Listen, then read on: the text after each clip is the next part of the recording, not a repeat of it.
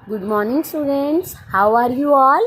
आज हम कर रहे हैं chapter number 4 truly beautiful mind from your book beehive.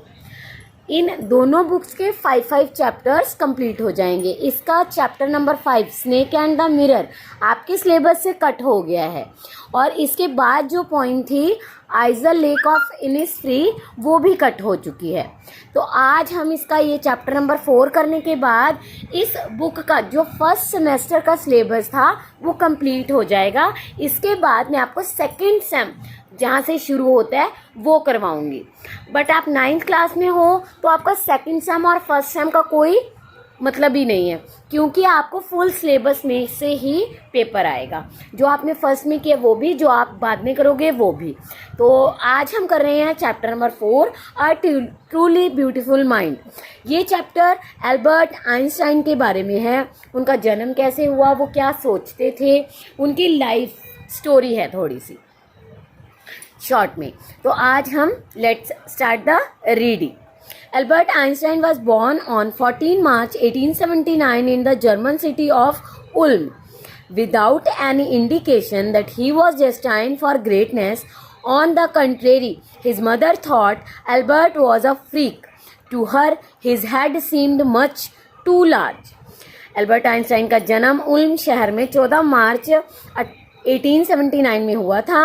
वो भविष्य में महानता को हासिल करेगा ये चीज़ के बारे में कोई निश्चित नहीं था, लेकिन उसकी माँ उसे एक झक्की समझती थी कि वो सन की पर्सन है और उसे कुछ भी समझ नहीं आता।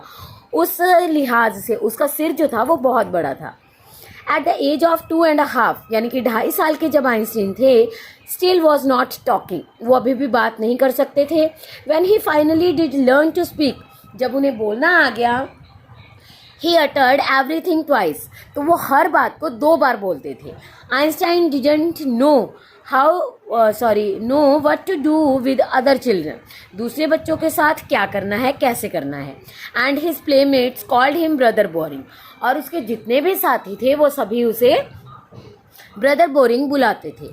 so the youngster played by himself much of the time, इसीलिए वो बच्चा अपने साथ ही खेलता रहता था। He specially loved mechanical toys, उसे मैकेनिकल यानी कि मशीनरी वाले टॉयज बहुत अच्छे लगते थे। Looking at his newborn sister Maza, he is said to have said, "Fine, but where are her wheels?" जब उसकी बहन माजा का जन्म हुआ तो वह यह सोचता रहता था कि इसके व्हील्स यानी कि पहिए कहाँ हैं, क्योंकि वो उसे भी एक मैकेनिकल टॉय समझता था। Next page. A headmaster once told his father that was Einstein choose a profession would not matter because he will never make a success at anything.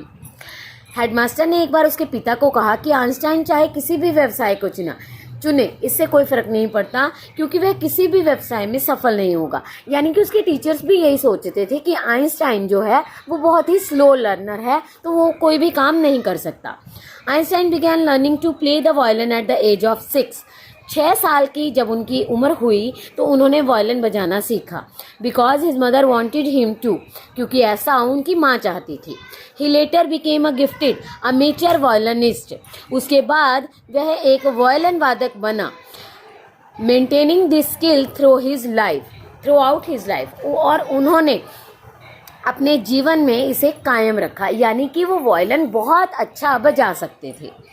But Albert Einstein was not a bad pupil, लेकिन Albert Einstein बुरे बच्चे नहीं थे। He went to high school in Munich, वो Munich में high school पढ़ने के लिए चले गए, यानी कि 10th class. Where Einstein family had moved, जबकि आइंस्टाइन की फैमिली when he was 15 months old, 15 महीने पहले ही जब वे 15 मंथ के थे तभी चली गई थी। And scored good marks in almost every subject, और वहाँ पे जाकर म्यूनिक में जब पढ़े वो तो उन्होंने हर सब्जेक्ट में अच्छे मार्क्स प्राप्त किए। Einstein hated the school regimentation, लेकिन आइंस्टाइन को अपने स्कूल के सेना क्रम से घृणा थी, वह बहुत नफरत करते थे। And often clash with his teachers, और अपने टीचर्स के साथ उलझ जाते थे, यानी कि लड़ाई करते थे। At the age of 15 Einstein felt so stifled that he had left the school for good.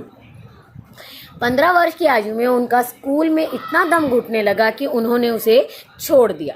उन्हें ये लगा कि अगर मैं कहीं और जाता हूँ तो ज़्यादा सही रहूँगा।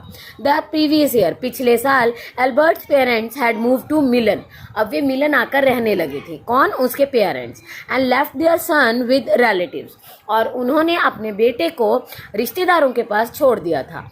After prolonged discussion, Einstein got his wish to continue his education in German speaking Switzerland.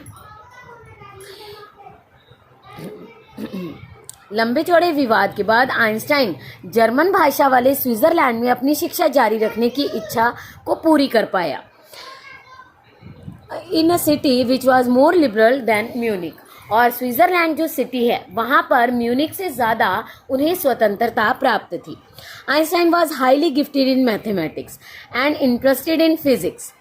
उनका इंटरेस्ट जो था वो फिजिक्स में था, और गिफ्टेड यानी कि उन्हें मैथ्स बहुत अच्छे से आता था। And after finishing school he decided to study in a university in Zurich. अपना स्कूल ख़त्म करने के बाद उन्होंने सोचा कि मैं ज्यूरिक की यूनिवर्सिटी में पढ़ूंगा। But science wasn't the only thing that appeal to the dashing young man with the walrus moustaches. लेकिन केवल विज्ञान ही ऐसा विषय नहीं था जो उस साहसी युवा, जिसकी मूछें वॉलरस नामक समुद्री जंतु की तरह थी, उसकी गहरी रुचि थी। He also felt a special interest in a fellow student. उसका इंटरेस्ट अपने ही एक साथी में भी हुआ जिसका नाम था मिलीवा मैरिक, whom he found to be a clever creature, जिसे वो ये समझता था कि ये चालाक प्राणी है। The young Serb had come to Switzerland because the university in Zurich was one of the few in Europe where women could get degrees.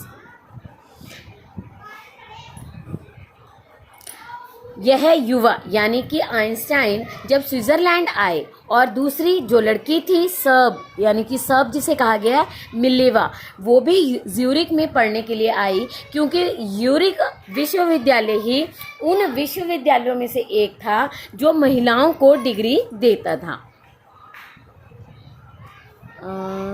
Einstein saw in her an ally against the फिलिस्तीन्स।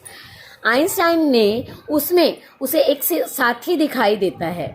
Those people in his family and the university with whom he was constantly at odds, जहाँ पर उसके बाकी साथी जो थे यानी कि लोग जो उसकी फैमिली थी, जो उसके रिलेटिव्स थे, वो सभी उसे मतलब विरोधी की तरह देखते थे।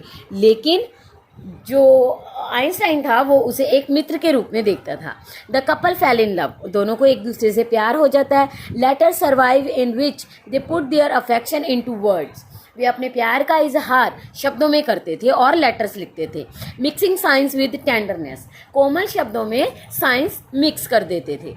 Wrote Einstein, how happy and proud I shall be when we both have brought our work on relativity to a victorious conclusion. Einstein ने लिखा कि मुझे कितनी खुशी और गर्व होगी जब हम दोनों रिलेटिविटी के ऊपर अपनी खोजों को पूर्ण कर लेंगे और उसका कोई निष्कर्ष निकाल लेंगे।